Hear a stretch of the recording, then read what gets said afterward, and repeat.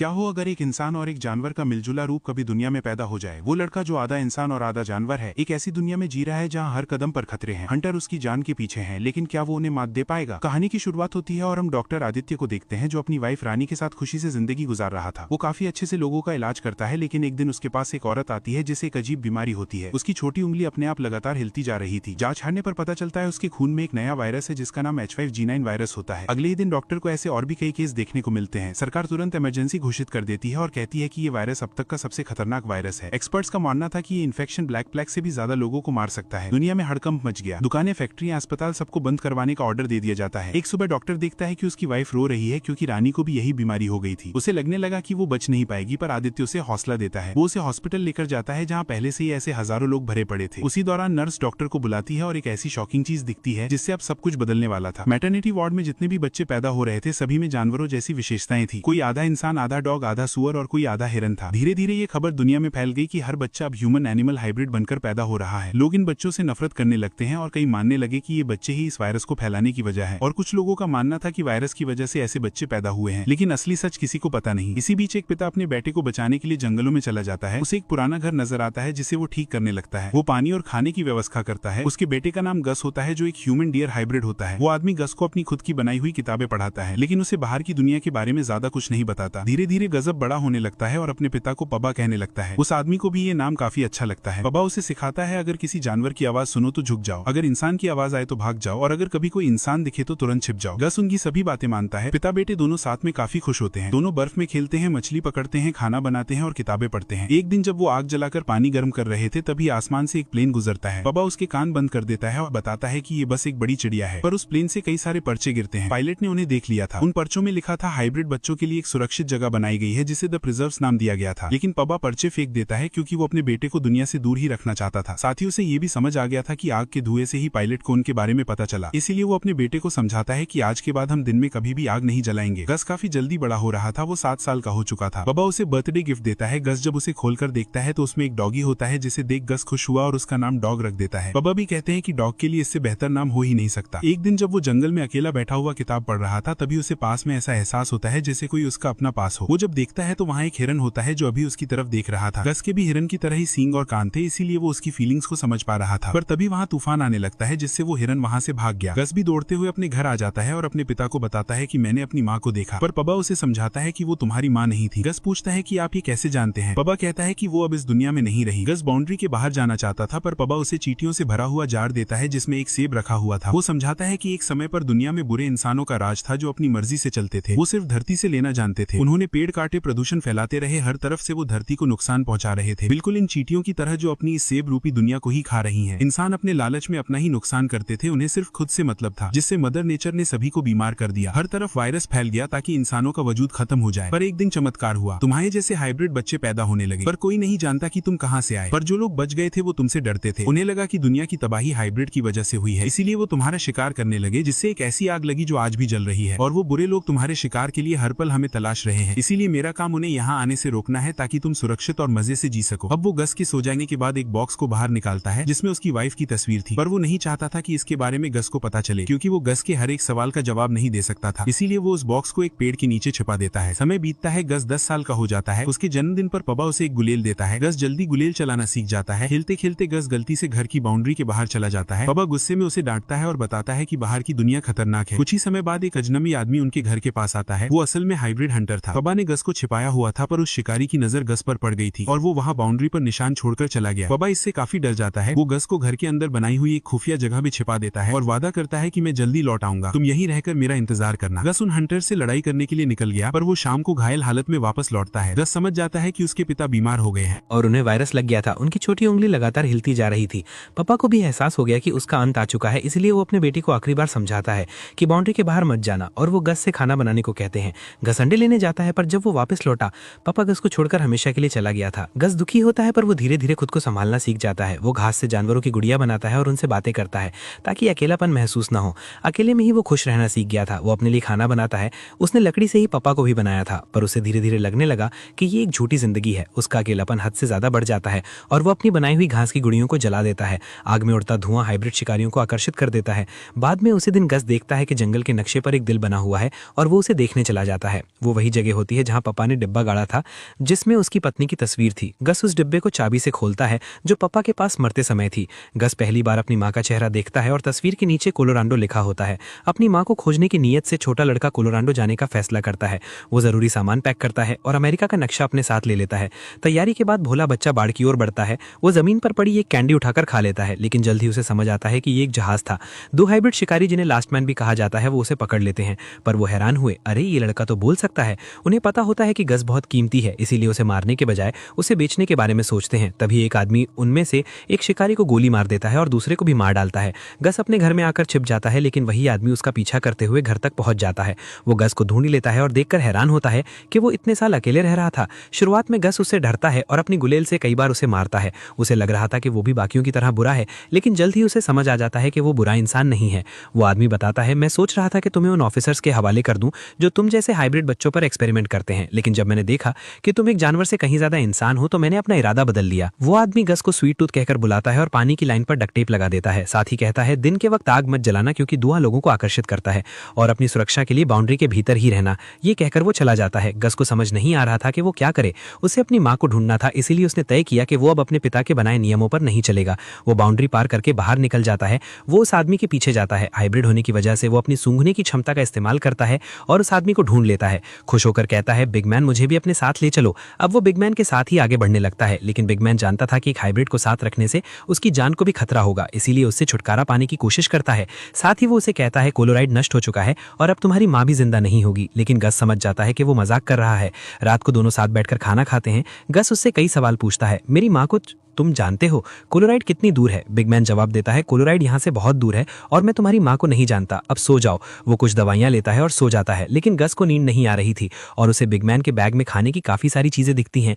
वहीं दूसरी तरफ हमें एमी नाम की एक लड़की को दिखाया जाता है जो सालों से अपने ऑफिस में बंद थी। पहले वो एक थेरेपिस्ट हुआ करती थी, लेकिन महामारी के चलते उसकी पूरी जिंदगी बदल गई। वो अपने ही ऑफिस में कैदी बन चुकी थी। एक दिन उसे अजीब सा एहसास होता है। जब वो बाहर सड़कों पर आती है तो हाथियों का एक झुंड गुजर रहा होता है। उसे एहसास होता है कि असल मायने में जिंदगी क्या होती है और अब वो जू के अंदर ही अपनी नई लाइफ शुरू कर देती है। सुबह जब बिग मैन उठकर देखता है तो गस सारी चीजें खा चुका था।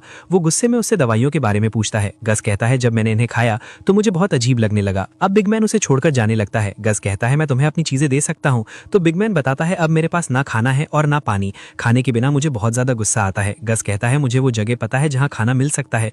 उसे दूर से खाने की महक आ रही थी। वो जगह एक विजिटर सेंटर था। बिग मैन गस को अकेले वहां खाना लेने भेजता है। गस डरा हुआ उस घर के अंदर आता है। उसे कोई दिखाई नहीं देता, लेकिन घर में टंगे हुए एक रेनडियर का सिर देखकर बहुत डर जाता है और गलती से वहां लगे ट्रैप में फंस गया। तभी वहां रस्टी नाम का लड़का आता है जो अपनी माँ और डैड को भी बुला लेता है, जिनके नाम जॉर्ज और बेव होते हैं। फिर हमें दिखाया जाता है कि वो फैमिली गस और बिग मैन को खाना खिलाती है, लेकिन उन्होंने डर की वजह से मास्क पहन रखा था। बिग मैन कहता है, मुझे बीमारी नहीं है और जहां तक इस हाइब्रिड की बात है, हाइब्रिड ना तो महामारी फैलाते हैं और नहीं इससे संक्रमित हो सकते हैं। ये सुनकर वो लोग अब अपने मास्क उतार देते हैं। गस उनसे अपनी माँ बडी के बारे में पूछता है, लेकिन वो इनकार कर देते हैं, हम उन्हें नहीं जानते। गस उनसे रस्टी के बारे में पूछता है तो वो बताते हैं वो उन आखिरी बच्चों में से एक है जो पूरी तरह ह्यूमन है। गस रस्टी के साथ खेलने की परमिशन मांगता है। रस्टी की माँ थोड़ी हिचकिचाती है, लेकिन जब यकीन कर लेती है कि वो काटता नहीं है तो उसे रस्टी के पास जाने लेती है। गस और रस्टी साथ खेलने लगते हैं। उन्हें खेलता देख रस्टी की माँ को भी अच्छा लगता है।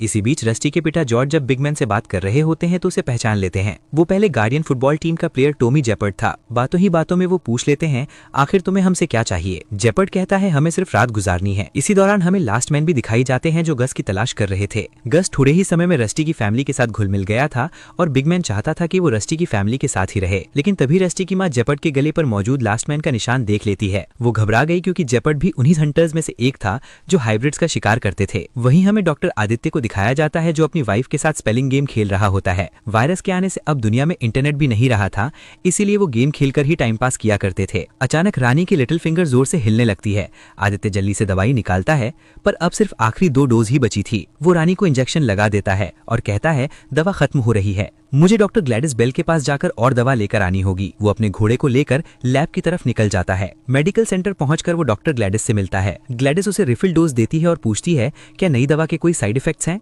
आदित्य बताता है, दवाई का असर 28 डेज तक रहता है। कभी कभी उसे खुजली होती है, पर अब वो पहले से ज्यादा एनर्जी महसूस करती है। डॉक्टर कहती है, ऐसा लगता है कि इलाज हमें जल्दी मिल जाएगा। तो आदित्य कहता है, आप ये बात पिछले 10 सालों से कह रही हैं। पता नहीं आप मुझे मरीज का रिश्तेदार समझकर कहती हैं या फिर अपना कलीग समझकर। डॉक्टर ग्लैडिस उसे अपने रिकॉर्ड सौंपने लगती हैं और बताती हैं, इसमें उन सारी दवाओं के असर के बारे में लिखा है जो मैंने अभी तक रानी के इलाज के लिए दी हैं। आदित्य कहता है, मुझे कुछ समझ नहीं आ रहा, मैं वापस इस मौत के तमाशे में नहीं पड़ना चाहता। तो वो बताती है, मुझे कैंसर है और मैं चौथे स्टेज पर पहुंच चुकी हूँ, इसीलिए मैं अब बच नहीं पाऊंगी। आदित्य घबरा गया, उसे समझ नहीं आ रहा था कि वो इस बीमारी का इलाज कैसे ढूंढेगा। डॉक्टर कहती है, मैंने अपनी रिसर्च में बहुत गलतियां की हैं। पहले मुझे लगता था कि इस वायरस का इलाज ढूंढना सिर्फ मेरा काम है, पर अब लगता है कि शायद मैं गलत थी, ये काम तुम करोगे। आदित्य पूछता है, आपको ऐसा क्यों लगता है? वो कहती है, क्योंकि तुम अपनी पत्नी को बचाने के लिए कुछ भी करोगे और इस काम के लिए वही जुनून चाहिए। आदित्य घर लौट आता है, उसे परेशान देख रानी पूछती है, क्या हुआ, क्या उनके पास भी तुम्हें मेडिसिन नहीं मिली? आदित्य बताता है, अब वो चाहती है कि तुम्हारी दवाई मैं खुद बनाऊं,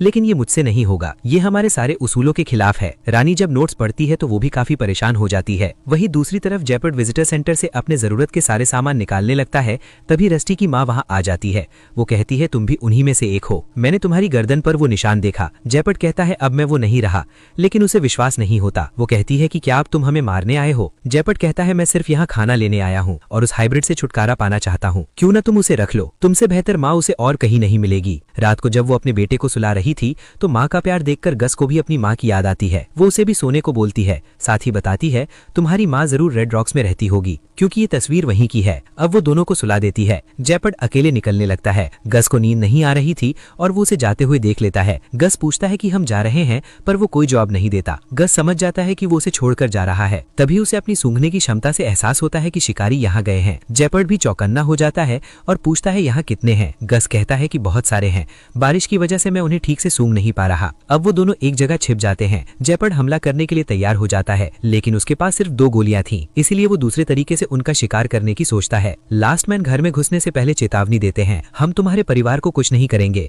बस हाइब्रिड को हमारे हवाले कर दो। जॉर्ज और बेव काफी डर जाते हैं। जयपट उन लोगों पर हमला करता है और उन्हें मारने लगता है। तभी एक शिकारी अंदर घुस आता है। गस अपनी गुलेल से उस पर हमला करने लगता है। वो शिकारी गस को शूट करने ही वाला था, तभी गस के पीछे एक जायंट रेनडियर नजर आता है। जयपट भी वहां जाता है और वो उस आखिरी शिकारी को भी मार डालता है। अगले दिन का सीन दिखाया जाता है। जॉर्ज जयपट से कहता है, हमें गलत मत समझना, गस एक अच्छा लड़का है, लेकिन उसके साथ होने से हमारी फैमिली भी मुसीबत में पड़ जाएगी। रस्टी भी गस को जाने से पहले एक हुडी देता है और कहता है, मैं उम्मीद करता हूँ कि तुम्हें तुम्हारी माँ मिल जाए, और वो उसे गले से लगा लेता है। अब वो लोग केबल कार से गस और जयपट को वहाँ से भेज देते हैं। तभी हमें कुछ जानवरों के मास्क पहने हुए एक ग्रुप को दिखाया जाता है, जिनकी नजर भी गस पर पड़ चुकी थी। वहीं एमी ने भी जू में अपनी नई जिंदगी शुरू कर दी थी। वो नए पौधे लगा रही थी, तभी उसे बाहर से आवाज आती है। जब वो चेक करती है तो वहाँ कैरेट में एक हाइब्रिड गर्ल होती है। उसे वो काफी क्यूट लगती है और वो उसे अपने बच्चे की तरह पालने का फैसला कर लेती है। गस लगातार जयपट के साथ आगे बढ़ रहा था। रात को वो एक कटारा बस के अंदर रुकने आते हैं। जयपट ने इस बस को अपना अड्डा बनाया हुआ था, जहां वो अपनी जरूरत की चीजें छिपा कर रखता था। गस उसकी सारी गोलियां खा चुका था, जिससे अब उसके पास कोई गोली नहीं बची थी। बॉक्स में से उसे आखिरी एक गोली मिल जाती है। फिर वो दोनों साथ में बैठकर खाना खाते हैं। जयपट पूछता है, क्या तुम्हें पता है कल कौन सा दिन है? कल ट्रेन डे है। वो एक खास ट्रेन है, क्योंकि वो वहीं जा रही है जहां तुम्हें जाना है। गस कहता है कि क्या वो ट्रेन हमें यहीं से कोलोराडो लेकर जाएगी? जयपट कहता है, हमें उसे बाजार से पकड़ना होगा। अब गस सो जाता है। अगले दिन जब उसकी आंख खुलती है तो सारी जगह बर्फ से ढकी होती है। जयपट वहां नहीं होता। गस काफी घबरा जाता है। तभी उसकी आंख खुल जाती है। वो सपना देख रहा था। जयपट कहता है, तुम्हें पता है ना आज क्या है? हमें बाजार जाना है, जहां लास्ट मैन होंगे वही लोग जो तुम्हें विजिटर सेंटर से उठाने आए थे। तो तुम्हें अपना भेष बदलना होगा, बिल्कुल हैलोवीन की तरह। तुम्हें इंसानों के बीच इंसानी बच्चा बनकर जाना होगा और हाइब्रिड होने का नाटक करना होगा। गस को कुछ समझ नहीं आता। वो कहता है, मैं तो पहले ही एक हाइब्रिड बच्चा हूं। जयपट कहता है, तुम्हें हाइब्रिड होने का दिखावा करना होगा, ताकि सबको लगे कि तुम एक नॉर्मल बच्चे हो। वहीं अब हमें डॉक्टर आदित्य को दिखाया जाता है, जो डॉक्टर बेल के रिसर्च को आगे बढ़ाने लग गया था। पता चलता है कि डॉक्टर बेल हाइब्रिड्स पे एक्सपेरिमेंट करके वायरस की दवा बना रही थी। यही वजह थी कि उनके रिसर्च को आगे बढ़ाने से आदित्य के हाथ कांप रहे थे। उनके बनाए नुस्खे पर काम करना उसे बहुत मुश्किल लग रहा था, पर साथ ही उसे यह भी डर था कि अगर उसने कुछ नहीं किया तो वो अपनी वाइफ रानी को खो देगा। रानी तैयार हो गई थी। वो उसे बताती है कि आज हमें बिग डक की पार्टी में जाना है, पर आदित्य कहता है कि हम नहीं जा रहे क्योंकि तुम पूरी तरह से ठीक नहीं हुई हो। तो रानी कहती है कि आज सर्वाइवल डे है, अगर हम नहीं गए तो प्रॉब्लम खड़ी हो जाएगी। तो वो कहता है कि डॉक्टर बेल की दवा का असर अब तुम पर नहीं हो रहा है और मैं उनके बनाए हुए सभी तरीकों को आजमा रहा हूं, सिवाय उनकी नीचता के, क्योंकि मैं वो नहीं कर सकता। भले ही वो हाइब्रिड्स हैं, लेकिन फिर भी वो आधे इंसान हैं और वो भी बच्चे हैं। तभी रानी की लिटिल सिंगर वापस से हिलने लग जाती है। रानी कहती है कि तुम्हें उन हाइब्रिड बच्चों को चोट पहुंचाए बिना कोई रास्ता ढूंढना होगा। उन्हें पार्टी में जाना ही पड़ता है। हर साल वो पार्टी इसीलिए रखते हैं ताकि देख सकें कि कोई कहीं इन्फेक्टेड तो नहीं है। अगर कोई इन्फेक्टेड होता था तो उसे उसके घर के साथ ही जला दिया जाता था। पार्टी में पूरी कॉलोनी के लोग आए हुए थे, सभी काफी खुश थे, पर आदित्य को बहुत टेंशन हो रही थी। वो बार बार रानी का हाथ छिपाने की कोशिश कर रहा था। अचानक बिग डक के हाथ से गिलास फिसल जाता है। नेसी जब उनकी मदद करने लगती है तभी उसकी नजर उनके हाथ पर जाती है। फिंगर जोर से हिल रही थी। सभी डर जाते हैं। बिग डक को चेयर से बांध दिया जाता है। वो कहते हैं मैं बिल्कुल ठीक हूं, पर जब आदित्य उनका चेकअप करता है तो पता चलता है कि वो इन्फेक्टेड हैं। बिग डक को रैपर से लपेटकर उन्हें पूरे घर के साथ ही जला दिया जाता है।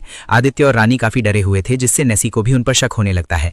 वहीं अब उस ट्रेन को दिखाया जाता है जो कोलोराडो जाने वाली थी। बिग मैन गस को टोपी पहनाकर वहां ले आया था ताकि ऐसा लगे कि उसने सिंक वाला हेलमेट पहना हुआ है। साथ ही बिग मैन उसे ये भी कहता है कि तुम भूलकर भी कोई डियर वाली हरकत मत करना। अब वो बाजार आ जाते हैं। गस खाने की चीजें देखकर उन पर टूट पड़ता है, जिससे बिग मैन उसे एक जगह बिठा देता है और बताता है मैं टिकट खरीदने जा रहा हूं, तुम यहीं रहना। बिग मैन कोलोराडो का एक टिकट खरीद लेता है और अब वो उसे ट्रेन में बिठाने के लिए ले जाने लगता है। तभी गस को मेडिसिन की महक आने लगती है। वो कहता है तुम्हारी कैंडी इन लोगों को बहुत पसंद है, तभी वो इन पेटियों में इतनी सारी भरी हुई है, मुझे यहीं से उनकी महक आ रही है। बिग मैन को एक आइडिया आता है, उसे दवा चाहिए थी, इसीलिए वो गस को लेकर उस डिब्बे में पहुंचता है जहां गोलियां रखी हुई थी। गस अपनी सूंघने की क्षमता का इस्तेमाल करके गोलियों के बॉक्स की जगह बता देता है, पर तभी वहां एक ऑफिसर आ जाता है। बिग मैन उसे बेहोश कर देता है और बॉक्स से गोलियां लेकर निकलने लगता है। तभी पीछे से एक गार्ड उस पर गन तान देता है। गलती से गोली चल जाती है। तेज फ्रीक्वेंसी से गस के कान तेजी से हिलने लगते हैं और गार्ड पहचान जाता है कि गस असली हाइब्रिड है। दोनों बचकर भागने लगते हैं और ट्रेन के पास आ जाते हैं। बिग मैन समझाता है सबसे पीछे वाले डिब्बे में बैठ जाना और हाइब्रिड वाली कोई हरकत मत करना। गस उसकी बात समझ जाता है। अब वो उसे ट्रेन पर बिठा देता है और वहां से जाने लगता है, पर तभी वो गार्ड आ जाता है और सभी गार्ड्स को बता देता है कि सिंग वाला बच्चा असली हाइब्रिड है। बिग मैन और गस को पकड़ लिया जाता है और अब गस की सच्चाई सबके सामने आ चुकी थी। ट्रेन भी अब वहां से निकल जाती है। उन्हें पकड़कर लास्ट मैन अपने ठिकाने पर लेकर जा रहे थे, पर तभी लास्ट मैन पर हमला होता है, जिन्हें उन जानवरों वाले मास्क मेन ग्रुप ने मार दिया था। गस काफी डरा हुआ था। इसी के साथ ये पार्ट यहीं पर खत्म हो जाता है।